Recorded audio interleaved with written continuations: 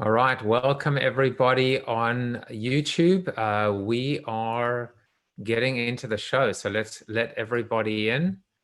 And welcome, welcome, welcome. Here is Mr. Len Herstein himself, and we are wrapped up, and the after show has begun.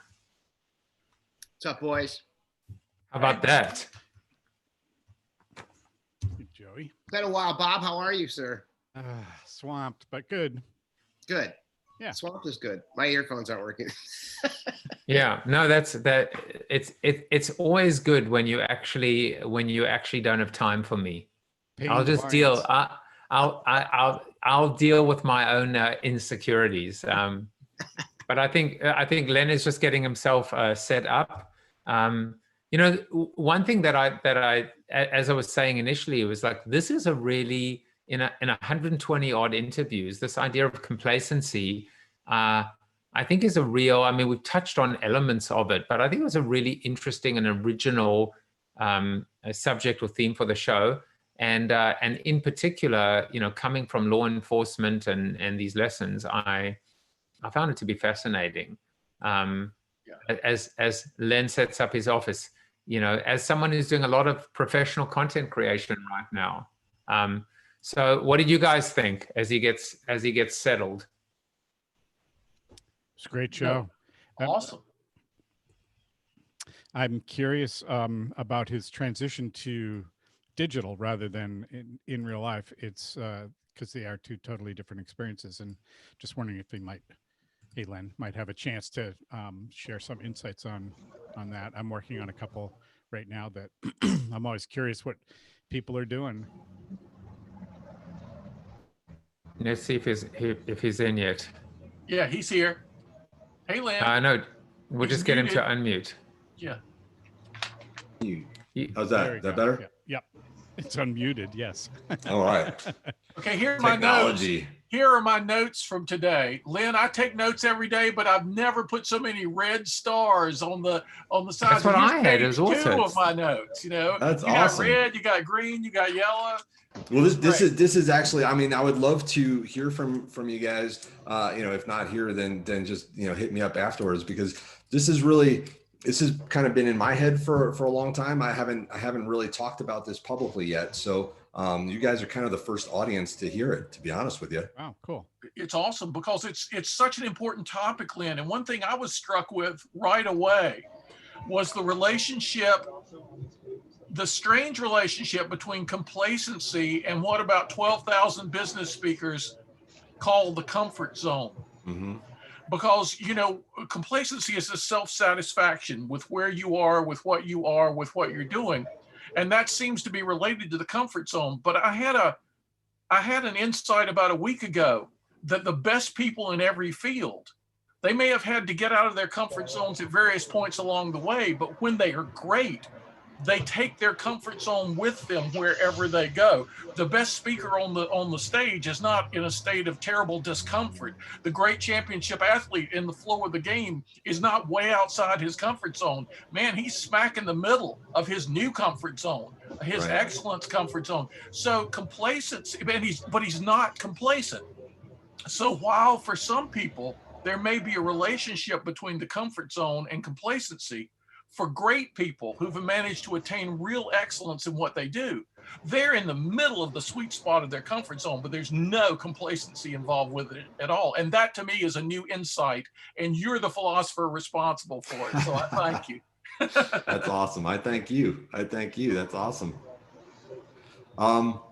Somebody had it. What was the previous question? Bob wanted to ask about the transition to virtual. To virtual and everything. But before you do, just to add to what Tom was saying, mm-hmm. the interesting link is there were some really beautiful threads and links, right, from vigilance to complacency.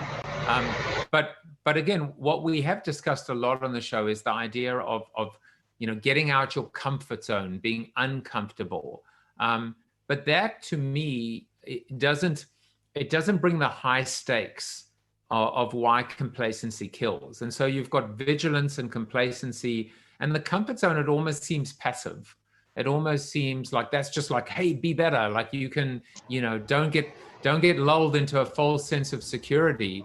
Right. But complacency, that's why I thought and let me tell you, Len, this stuff is, you know, to quote, I think it's Banya on Seinfeld, it's gold, Jerry, it's gold. Well, that's awesome. I mean, you know, I think the for me, like the quintessential understanding of how complacency plays, like, and where I see it, like in law enforcement and stuff, is, you know, we do, you know, thousands of traffic stops. I might do 1,000 traffic stops. You know what I mean? And you can get, you know, and they all go right. Right. I mean, most traffic stops end up, I pull someone over. It's someone who's been speeding or something like that. And, you know, you go up and you ask them for their license and registration and proof of insurance, and they don't have their insurance ever. And then you figure out what you're going to do about that. And then, you know, you do your stuff, and you go back and you give them a warning, or you give them a ticket. I mostly give warnings. I don't like giving tickets, but I thought I recognized you. Thank you for that, by the way.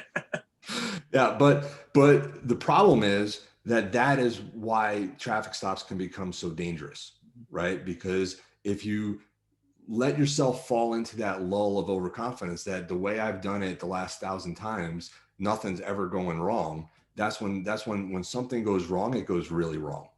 And that's why you have to have the tools in place. You know, people always, you know, on TV shows, you'll see us touch the back of cars when we're walking up to them on a traffic stop, and people always wonder what that's about. And, you know, I think, you know, there's a couple of different stories I've heard as to how that originated, which is, you know, one is, it used to be that, you know, that, you know, before they had releases in the trunks, you know, if someone was hiding in the trunk, you know, the trunk would be up a little bit. And so, you know, you'd push down on the trunk to make sure it wasn't going to open on you. I've also heard people talk about, you know, putting their fingerprints on the car, so that if something happens, you know, your fingerprint. I've never heard of that ever being used, like someone finding their fingerprints on the car. But I use that because it's a ritual for me. So one of the things I talk about in the book is rituals, and how important rituals can be.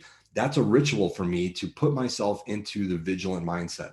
Right. So as I'm walking up to that car, I touch the car. And if nothing else, what that reminds me is how dangerous it could be what I'm about to do.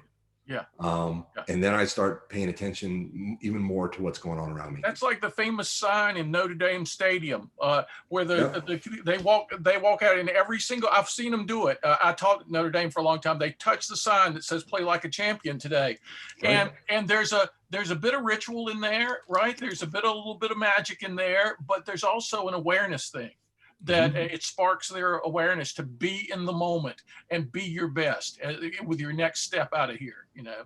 Absolutely. Tom, I had that sign hung up in my agency. Did you? Yeah, I didn't get in Notre Dame with my 2.1 GPA. But, I did have that sign hung up because it was exactly what it was. It was rituals, and it was just getting in the right mindset. And Len, it was great listening to you today. I think it's analogous to a lot of things I've been reading lately about fear. And when all the top leaders, all the top innovators do one thing in common, and that's put their head in the dragon's mouth, right? It's literally going after and into the fear. So whatever you feel weird about, that's good. That's like, I don't know if I should do that. You're like, now you go, man. You got to go. Because it's once you dive into that fear, you're in it, and it's too late. Now you got to deal with it. So I think that that around complacency is a really good piece. I really enjoyed listening to you today. No, I appreciate that. Thank you. Just to kind of slightly reframe that, Joey, when I studied this and created this idea of, you know, marketing as a muscle, but survival is an instinct. The survival instinct itself, if you research it, is really based on two pillars, right? Which is self-preservation, don't kill me, and adaptation, which is I'm going to kill you. Or at least not only am I not going to die, but you might be the one who does. And fear and pain are typically the drivers of self-preservation. And then I had to do a bit of editorial license. So I created what I called risk and hunger with respect to adaptation. So you run away from the fear and the pain, the danger, the burning building, but you run towards, you know, I use the analogy of the lion that hasn't eaten in a week, or whatever the case may be, will literally, if it has to, attack a hunter with a gun, because it's either you or me. It's life and death. But I see your point, right? Ultimately, I mean, a firefighter, for example, is going to run into the danger because they at least are a little bit better trained, and it's part of their. So fear is natural and normal, and I've also been even recently hearing some really good thinking on it from some real experts, as opposed to me who just plays one on TV. But there's this idea that you actually need an element of fear. If you don't have the nerves and the fear, something's wrong. Yeah. But It's then very quickly, right, very quickly, you have to then be able to smother it or deal with it and put it aside. Because if you allow it to overtake and overcome you, you're done. And so it's, yeah, sorry, Jan, I know you were going to talk. No. Go ahead and finish your point. Sorry. No, go for it. As I was starting to talk, I heard you, and then I was like, I should shut up. Okay, yeah. I think there's an element here that might be missing, and that is that it's not just about the fear that you might have or not have. I mean that. I think that an officer or a military commander would overcome fear and therefore would become complacent. I think the element that we've seen missing, especially from leaders, is that empathy, is caring about someone else who could be hurt, and being complacent about not improving a situation in which it's not about me getting hurt. I'm not fearing that. I'm used to it. I do it every day. What I need to be not complacent about is improving something that I know intellectually is going to break at some point. At some point, somebody is going to run a plane World Trade Center. At some point, that semi-I stop being selfishly complacent and fix a larger problem for more people than myself. And so, Jan, if I could just build on that, because one of the other points in the book is this idea of scenario planning. And so we do a lot of scenario planning. So if you talk to any law enforcement officer, when and I'll just speak from my own experience, when I walk in somewhere, I'm already thinking about what I'm going to do if something goes wrong. Right. So I'm thinking about, where those threats could come from, how I would deal with those threats, what the issues are. So we talk a lot about situational awareness. We talk about scenario planning. We talk about, I talk about this idea of, knowing your threat and beyond.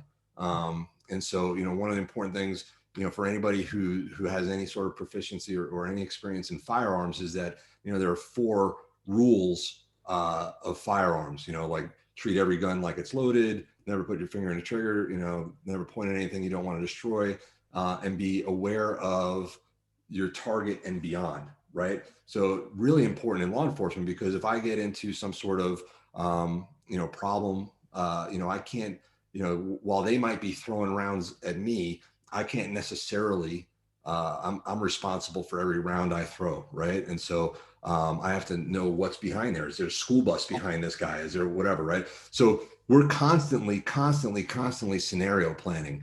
And that goes a long way towards eliminating fear, because fear comes from lack of familiarization with what's going on, lack of preparedness, right? So the more that you prepare, the more that you identify what those problems. It's the same reason we do, active shooter drills in schools, so that when it happens, we go to the threat, right? We go to the threat. It's the same thing in business. It's the same thing in government and public health and policy and all that. We have to do a lot more scenario planning, because complacency allows us to sit still and be like, everything's fine, we're good. I like that. I like that a lot. That the thing that I still think is evidently missing is all the scenario planning in the world sometimes, or often now, it seems, does not get to the underlying systemic problem. Here we set up all these scenarios, we know what to do, but we've missed something.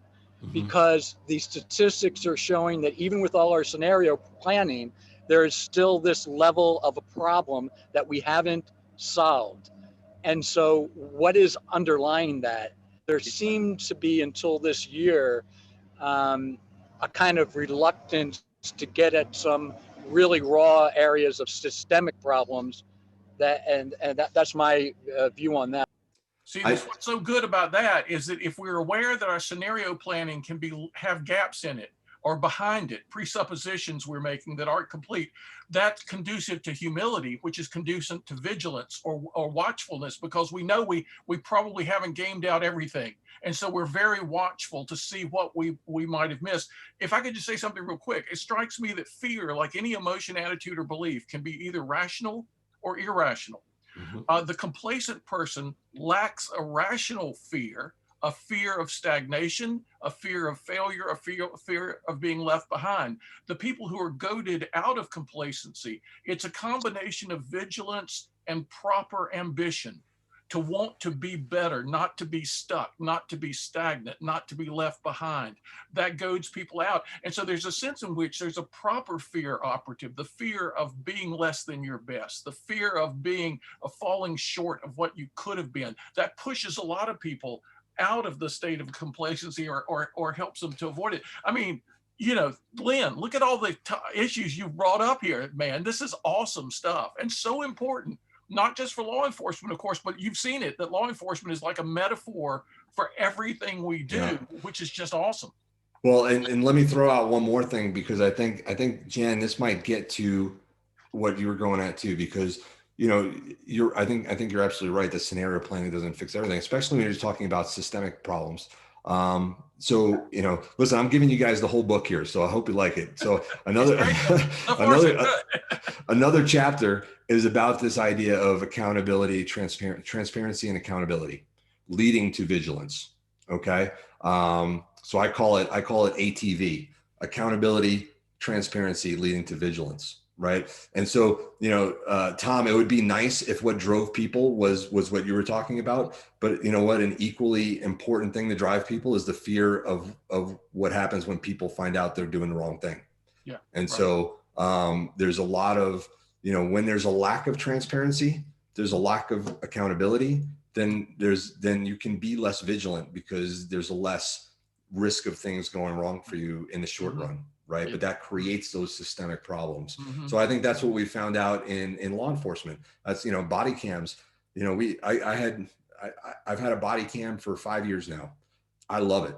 I absolutely love body cams. I get so frustrated when I see other departments that don't have them, because it makes absolutely no sense to me.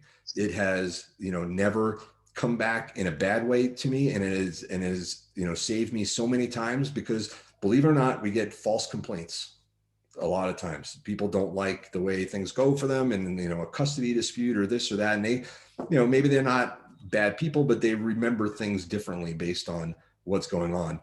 Having that body camera, having that transparency is huge. But it also, for someone who might be inclined to maybe, you know, slide down a slippery slope the wrong way, putting that transparency in place is a nice deterrent. How do you avoid your complacency, and how do you maintain your vigilance when so many people in especially this country wants to do things such as defunding the police or police forces throughout? I would like your opinion on how you are going to be able to maintain what you're doing now without the equipment and the backing of the citizens. Yeah, that is a complicated question. I'm not going to get really into politics. I did not mean it to be not complicated.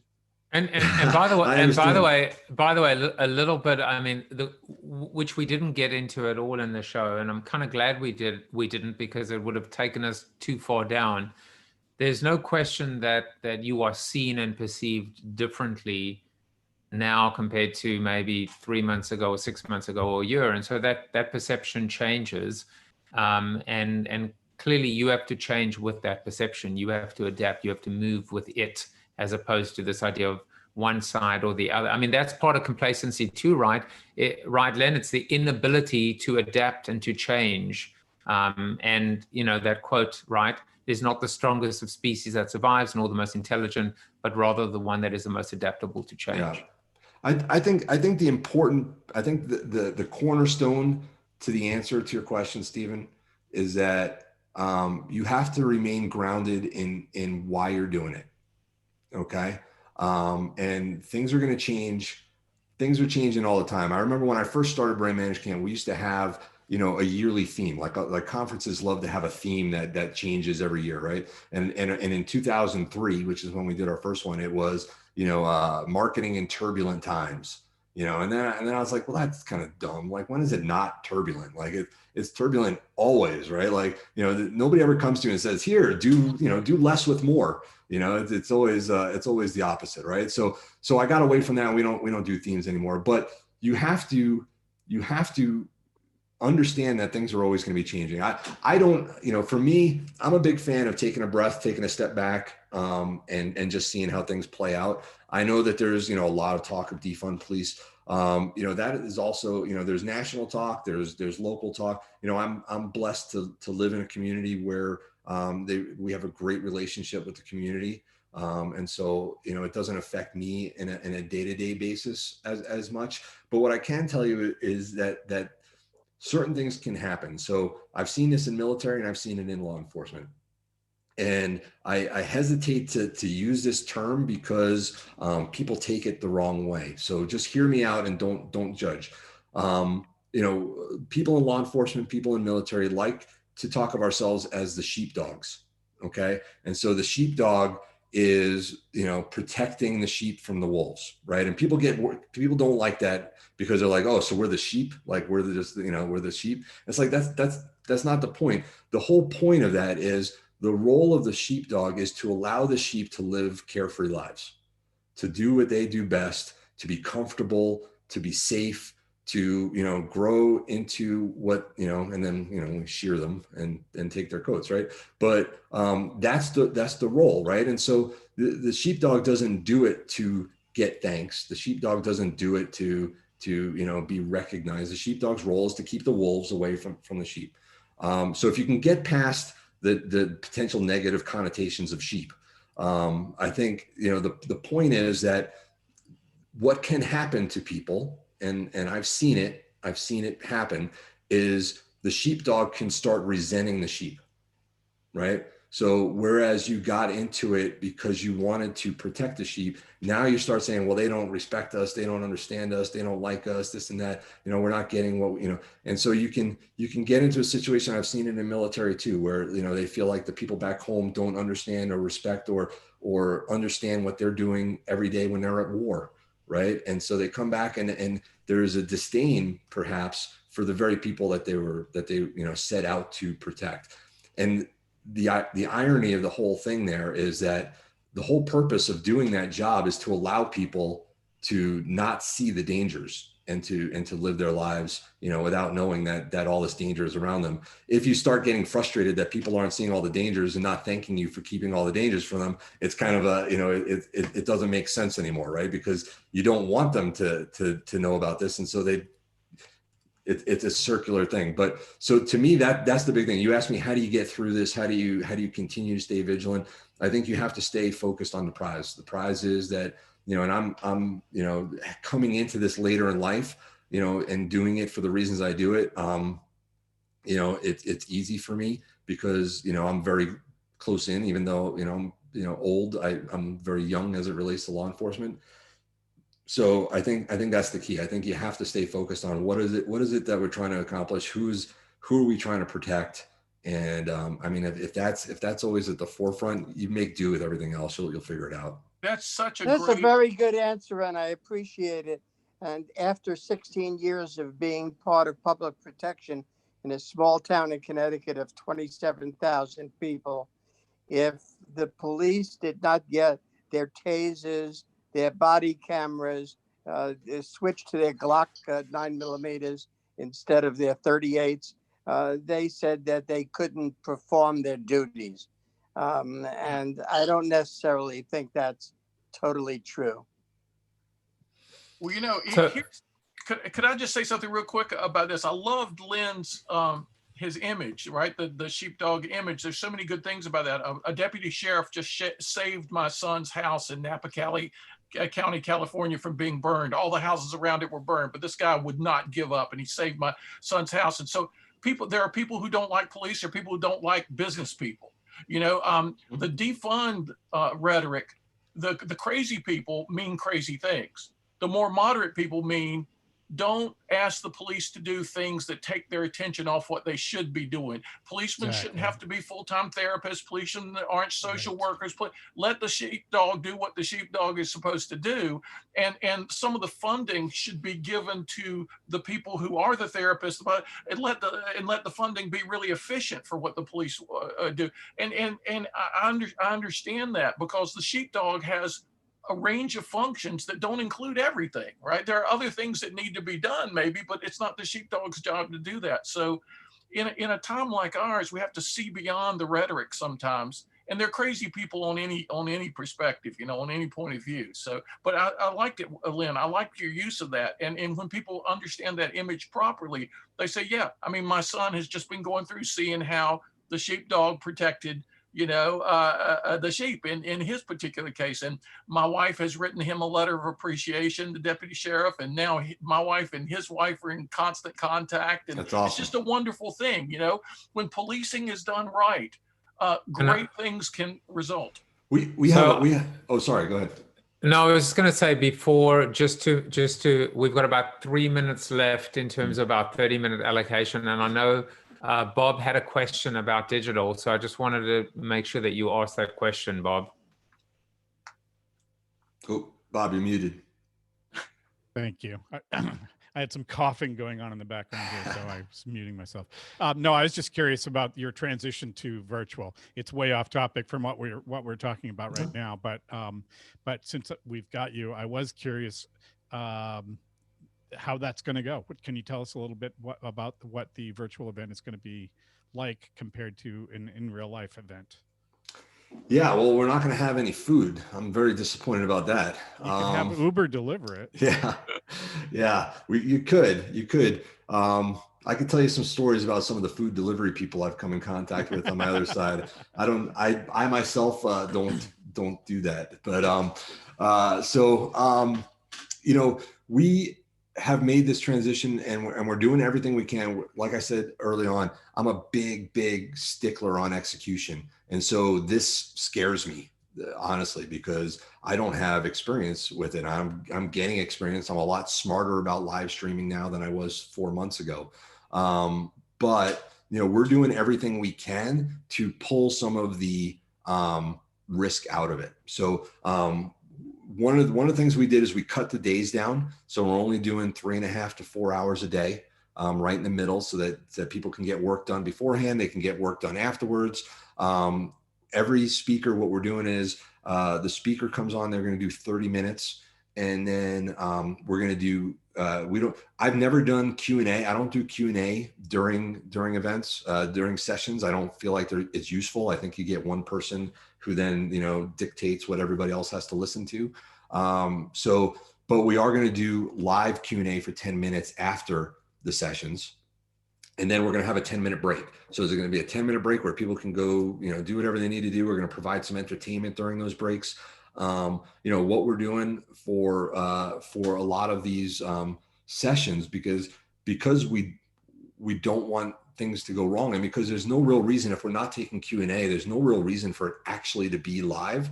We're actually pre-recording the speaker's speech that they're doing, specifically for us. It's the same speech they would have done, but we're pre-recording it, and then the speaker is going to be able to sit in and listen and watch the chat questions and actually participate in the chat while it's going on, and then be able to have the Q&A afterwards. And then for our premium pass holders, about a week afterwards, we're doing deep dives, so smaller group deep dives where our speakers are going to come back and we're just going to do like an hour Q&A. Where you can just say, now that I've had a week to digest what you said, I went back to my office and thought about things.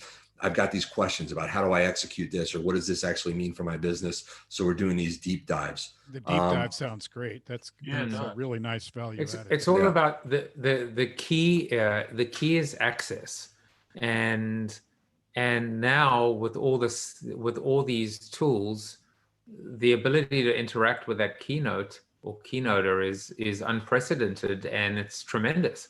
And just that little best practice that Len shared, this idea. I mean, I haven't done too much virtual stuff since the pandemic hit, because I've been focused on being live with you guys. We're all animals in the jungle right now, in the Highveld. We're wolves, sheepdog, deer, lion, elephants, you name them. That's all of us. But in the one event that I did do, it was pre-recorded, and I was able to like also look in on myself as well. But you don't need to be live anymore. And I know it sounds like a weird thing, but also no technology issues are going to happen. The dog's not going to bark like was barking earlier here. And it's actually a really cool best practice now. And it's going to carry over. All right, well, guys, I'm going to hit the stop button, and then I can